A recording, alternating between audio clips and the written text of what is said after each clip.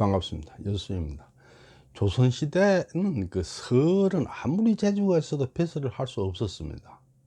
사실 그 설은 그 종모법에 의하면은 노비예요. 노비.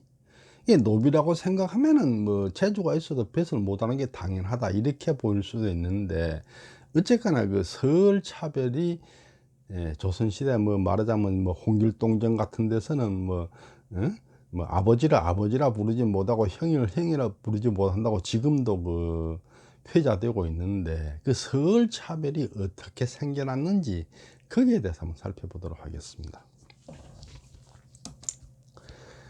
정조실록 원년 1777년 3월 21일자에 보면은 설의 배설기를 막는 제도는 오직 우리나라에만 있는 악법이다. 처음 한 사람의 건의로 만들어졌지만 결국 수백 년 동안 고질적 폐단으로 자리를 잡고 말았다. 그로 인해 아무리 재주와 학문이 뛰어난 선비라 하더라도 다 폐기되어 아무도 기용되지 못했다. 이것이 어찌 하늘이 인재를 낸 뜻에 맞겠으며 임금이 어진 인재를 기용하는 도리에 맞겠는가. 이 설차별은, 설이라는 것은 서자와 을자를 합성한 합성어죠.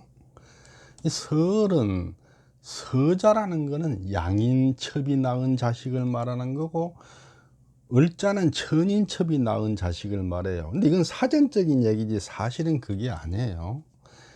첩은 대부분이 천인이에요. 그러니까 설은 대부분이 을자지 서자는 없다 해도 과언이 아니에요. 대체로 고대 기록을 보면은 서자라고 다 불러놨어요. 을자라고는 안 써. 그러다가 그 사람을 비하해서 욕할 때 그때만 을자라고 불러요. 그러니까 진짜 그 사람이 을자라서 천인첩이 나와서 을자가 아니고 양인첩이 나서 서자가 아니고 항상 서자라 부르다가 그 사람을 욕할 때만 을자라고 불렀어요. 그렇게 봐야 돼요. 근데 첩은 다 천인이에요. 설령 이제 그 양인 중에서 굶어 죽게 돼서 자기 몸을 팔아서 첩이 된 사람이 있을 수 있어요. 그런데 굶어 죽게 돼서 몸을 파는 사람, 그 사람은 자매 노비라 그래서 노비예요. 노비. 노비나 마찬가지이기 때문에, 그러니까 모든 설은 사실은 을자다. 근데 좋게 불러서 서자라 부르고 욕할 때는 을자라 불렀다, 이렇게 보는 게 맞다, 이렇게 생각이 됩니다.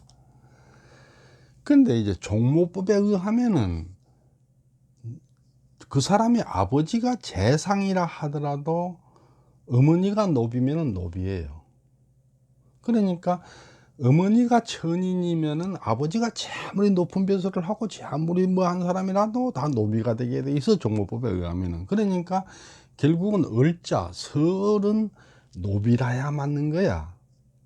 그런데 자기 아버지가 양반이고 높은 벼슬을 하는 그 세력가고 하다 보니까 그 세력가의 서자라는 이름으로 행세를 하는 거죠. 그러니까 법률적으로만 따지자면 사실은 설은 벼슬을 해야 되는 게 아니라 노비를 해야 돼요. 고려사 전료 공양왕 3년 1391년에 보면은 선왕의 제도는 삼가 적자와 서자의 구분이 엄격하여, 그런데 여기서 선왕은 여기서 이 선왕은 고려의 왕을 말하는 게 아니고 중국 주나라 왕을 말하는 거예요. 적자이어만 아버지 자귀를 이어받을 수 있었습니다. 그 나머지 지자는 물려받을 수 없었습니다. 그래서 지자라는 것은 큰 아들이 아닌 아들은 다 지자예요. 그러니까 둘째 아들, 셋째 아들은 다 지자야. 맏아들이 아들 없이 죽으면 그 다음 아들이 자귀를 물려받습니다. 그런데 고려에서는 선왕의 친자 후손이면은 적자 서자 구분 없이 가깝고 먼 것은 따지지도 않고, 여기서 뭐 적서불변, 적자와 서자를 구분하지 않고 다 자기를 줬다 이런 얘기예요. 일체 모든 자기의 책봉하고 있으니 실로 성인이 예법을 정한 뜻에서 어긋납니다. 서을차별은, 고려시대는 서을차별 제도가 없었는 것 같아요. 고려 이전에는 서자다 을자다 뭐 이런 구분을 안 했던 것 같아요. 그런데 가정 내에서 차별은 불가피했을 거예요. 제 생각인데요. 왜냐, 처가살이를 하는데, 아니 그 처갓집에 여가에서 사는데 서자를 그 본처 친정에서 그 뭐 대우해 주겠습니까? 그러니까 가정 내에서 차별은 불가피했겠죠.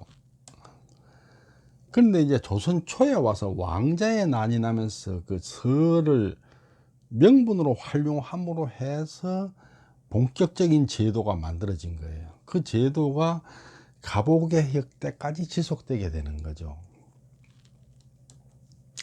태조실록 7년 1398년 8월 26일에 보면은 정도전 남은 등은 권세를 마음대로 부리고자 어린 을자를 세자로 세우려고 하였다.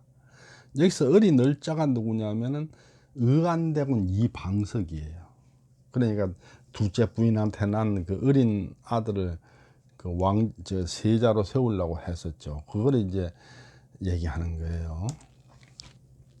이 서울차별이 여기에서 시작됐어요. 의안대군 이방석을 을자 취급을 했어요. 이 을자라고 했는데, 의안대군 이방석의 어머니는 그 정식으로 왕으로 책봉된 사람이기 때문에 천인이 아니죠. 이방석은 서자라고 부른다면 모르겠으나 을자라 부르면 안 되는 거죠. 근데 아까 제가 말씀드렸듯이 을자냐 서자냐 하는 건 그 사람을 요구하는 거냐 좋게 부르는 거냐 차이에 불과하기 때문에 이 의안대군을 을자라 이렇게 여기서 부르는 거죠.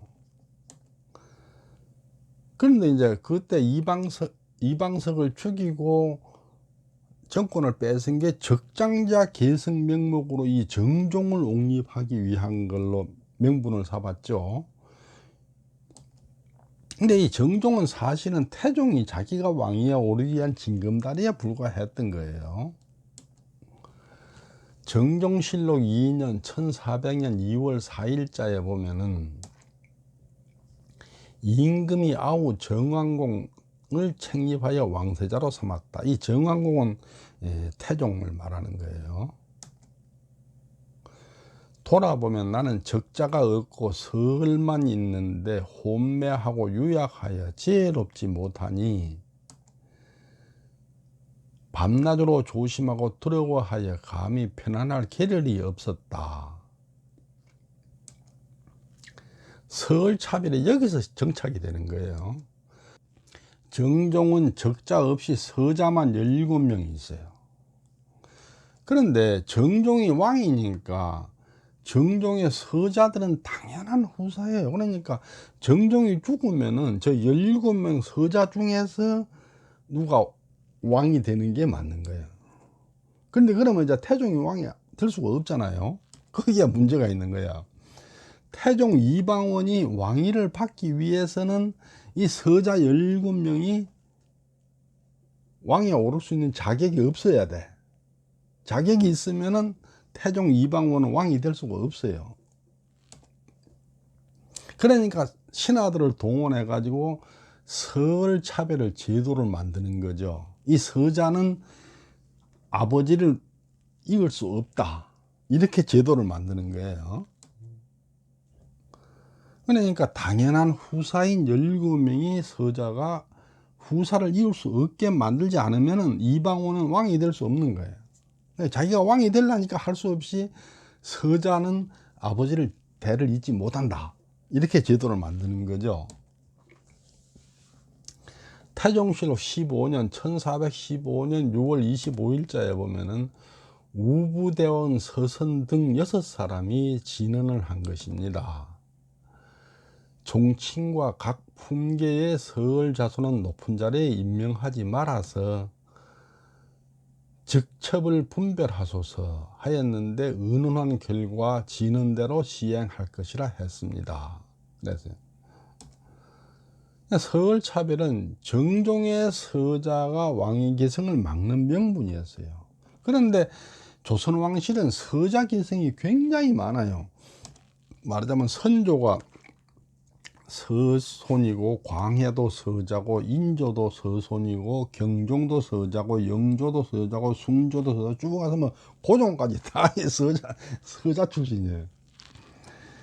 그러니까 실제로 조선 왕실에서 이방원이가 왕이 되려고 서울차별을 만들었는데, 정작 조선 왕실은 서자도로 이어가고 4대부 가문에서만 서자가 아버지 뒤를 못 잇게 만든 거예요. 그러니까 양반 가문은 아버지 뒤를 못 잇게 만들고 왕실에서 하려고 했는데 왕실은 오히려 이어가는 이런 아이러니가 발생한 거죠. 중종실록 13년 1518년 11월 3일자에 보면은 우리나라에서는 서얼들을 용렬하여 쓸모없는 무리인 것처럼 취급한다.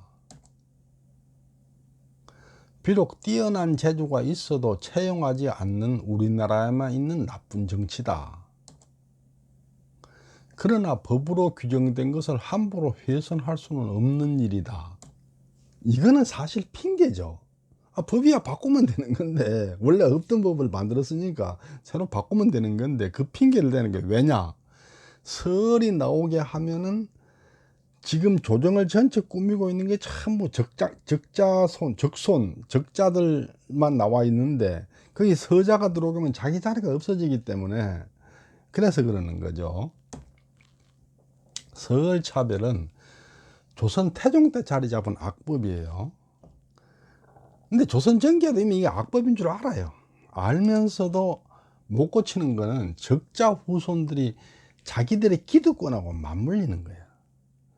서얼들을 조정에 나오게 만들면은 자기들 앉을 자리를 뺏기기 때문에 이게 이제 가보개혁을 함으로써 결국은 다 없어지게 되는 거죠.